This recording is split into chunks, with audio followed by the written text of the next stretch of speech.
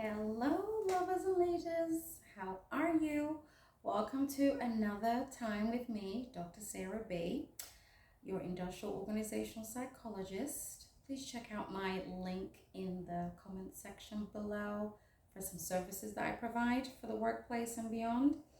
So anyway, I'm coming to you today because I came across this post on LinkedIn from a gentleman who is a HR head in the company that he works for.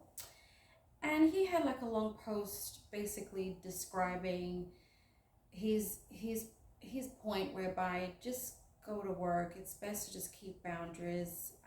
People change when power, money, and recognition, right, come to play. And then he also attaches this image where he says, go to work, do your job, and go home. And the second line is co-workers aren't your friends. And then the third line is their loyalty is to their own career, not your career. And the last line is keep a professional distance. What do you guys think about that?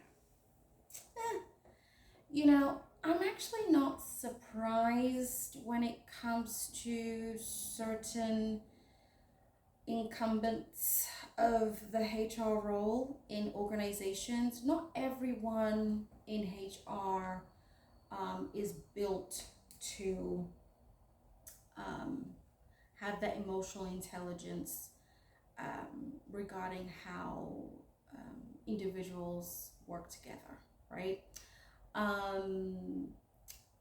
This is one thing I love about the discipline of industrial organizational psychology, because as a profession, we actually do care about the relationship of the employee to their job and the relationship of the employee to their workplace environment, and how those elements are jiving together to produce the best outcome for the employee and the organization, right? And because we're psychologists of the workplace, so we understand this huge data point regarding behaviors and personalities are really important to leadership titles such as being a head of HR, as well as other various titles in the workplace. So here's my tidbit in response to this.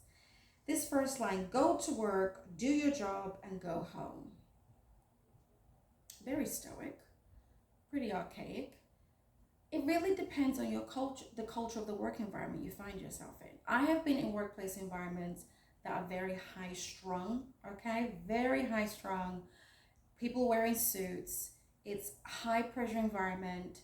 The leaders are not so friendly, maybe one or two, all right? And everyone's stressed out, and there's a high turnover rate. How about that? Okay. In those kind of environments where it's not encouraged to, be social outside of doing your job together. Yeah, sure. Yes. Go to work, do your job, and go home and be free. Okay. But there's environments I've been in where it's very much encouraged. I mean, I've been in an environment whereby my colleagues and I, we do happy hour, we do lunch here and there, we have some social celebrations outside the workplace, we've invited each other to each other's graduation, some kind of birthday party we're having, right? It depends, again, the culture you find yourself in. I've also been in a workplace environment where there's a balance. Encourage a lot of professionalism, as well as that social part as well, that personal connection where you do get to know your colleagues. There's we may confide in each other about some work related things to get their opinion, and it works. But again, it depends on your work environment.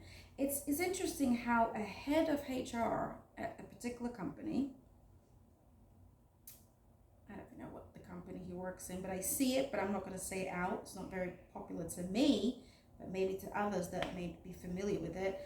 But just the idea of like co-workers aren't friends. Well, and go to work, do your job, and go home. Um, Co-workers aren't friends. Um, when you leave your job, and like I said, when you can hang out with your coworkers outside of the workplace and you've built that social equity, I think coworkers can be your friends. It's interesting that someone in human resources doesn't consider the power of social equity, where you're building up on these relationships in the workplace, all right, with the expectation that there's going to be some positive outcome as a result of it. It's going to yield you dividends. You know what I mean? Like in the workplace, especially if you're going to be in the job for more than 1 year, I don't believe you can really survive and thrive without some buddies. And research has shown that, employees that actually have a network, a social network that they can connect to. Some of you may have some employee resource groups in your workplace, or at least a buddy system, right? Or a mentorship system. You're more likely to be retained in that job for a long period of time. And I can bear witness to that because I agree with that research. It's so important because if you're an island by yourself and you just come in and go out and just do the minimal interaction but just get your work done, you're not going to survive long, and you're gonna feel stressed. But I also have to hold space that some people have jobs where they can just operate by themselves, and maybe they'll be okay with that. But other people, you have more interaction. But even if you just operate by yourselves, again, depending on your personality, yeah, if you're more of a social butterfly, yeah, you're gonna try and find some friends just to hold you down, just to like get through some of the quirky moments at your workplace, or something that's there's an idea, and you want to just run it by somebody, but somebody you actually trust their feedback and opinion. You need to have some type of positive social connection and not so stoic, right? I'd be curious to see the retention rate in the workplace that he's in. you know and then he says their loyalty is to their own career and not yours. So your colleagues' loyalty is to their own career, not yours. Let me know if you agree with that in the comment section.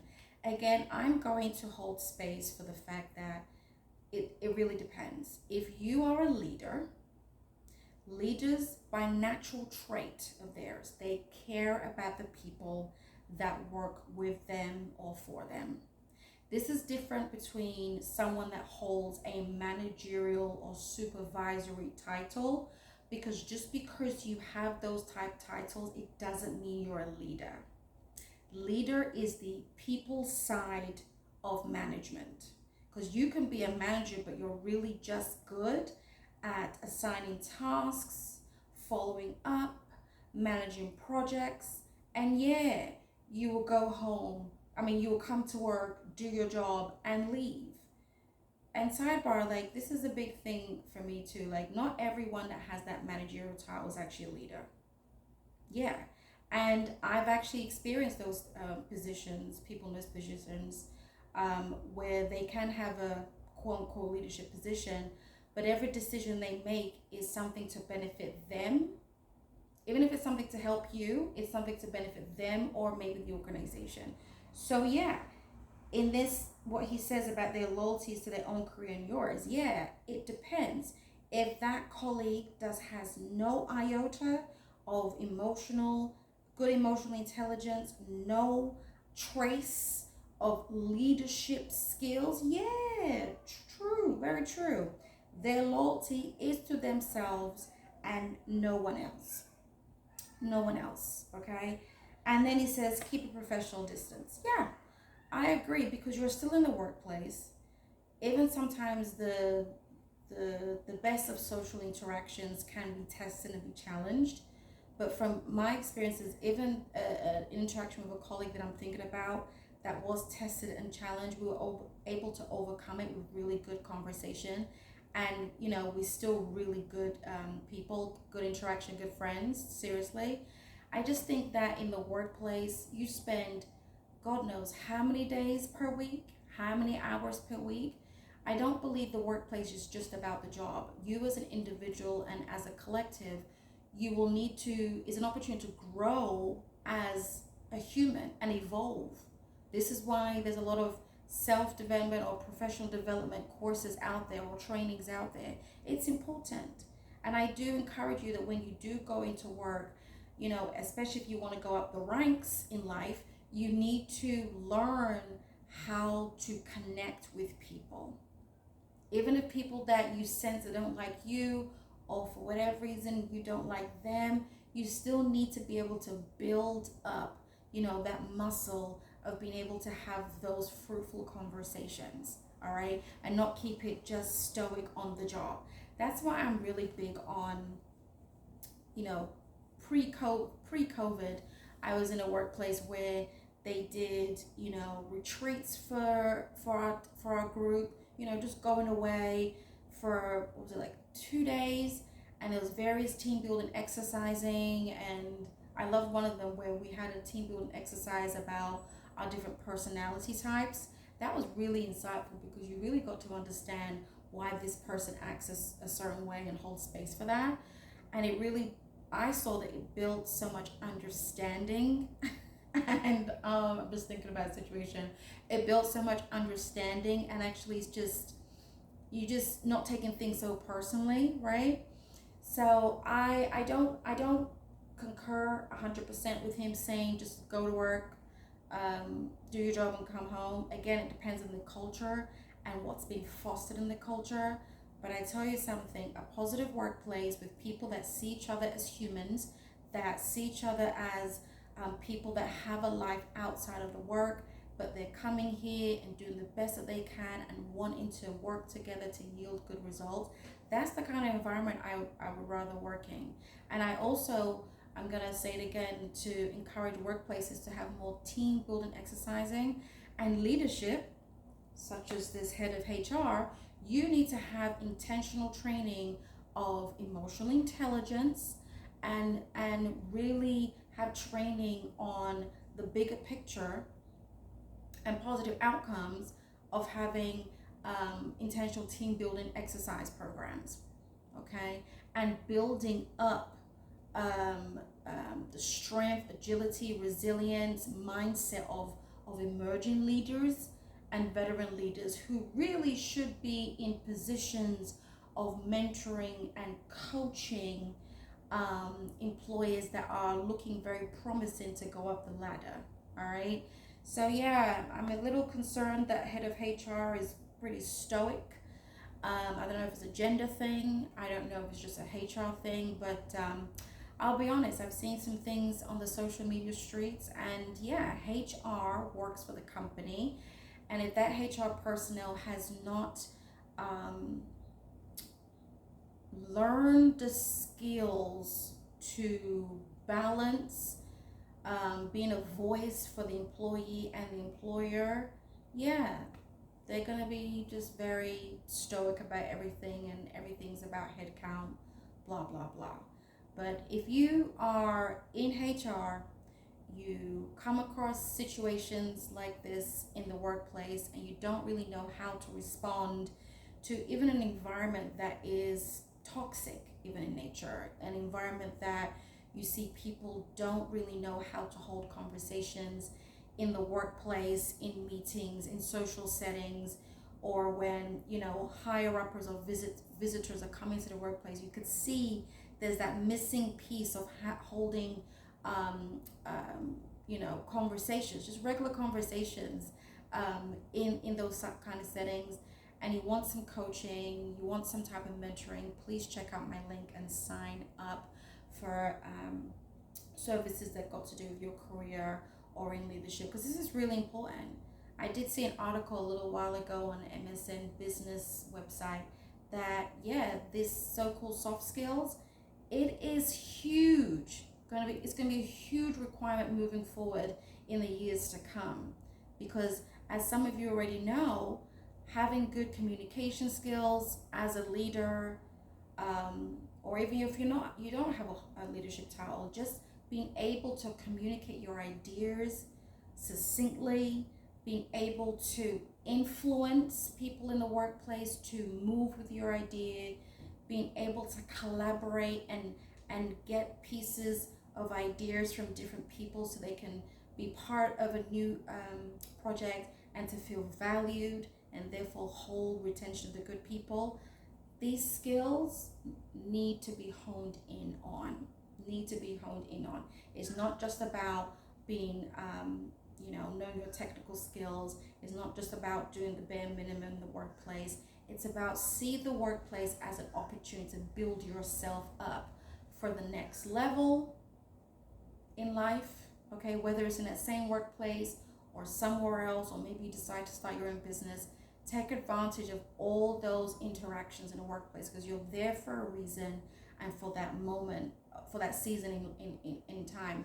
You're there for a reason to deposit something in people in your workplace and also to receive. So please don't ever just see the workplace as just a job, all right? That's, to me, in my perspective, it just feels like such a waste of time and such a waste of life, because if it's really just about the money, for example, you can make money different ways, all right?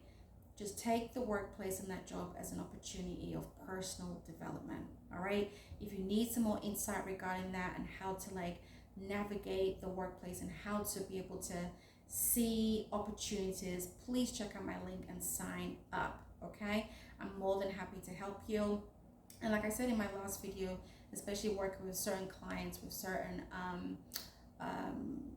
yearly salaries, I am willing to work with you in terms of pricing and scheduling as well, of course. So please check out the link and don't hesitate or waste your life, okay? All right, until next time, please put something in the comment section. Let me know what you felt about this. Do you believe in did you resonate with what the head of HR person was saying? What did you think about my comments, okay? More the people side. And if you do have a job or have extensive workplace experience, let me know how you operate in the workplace. Do you just see it as, come to work, do your job and leave? Or are you intentional to make connections in the workplace because you are one of those forward thinkers and you don't want to waste any opportunity? All right, remember to if you actually like this video and you got something from it, feel free to share the video. It really helps me to get to many people out there in the workplace. And don't forget to subscribe so you don't miss another video like this. And of course, hit that notification button. Until next time, be well. Bye for now.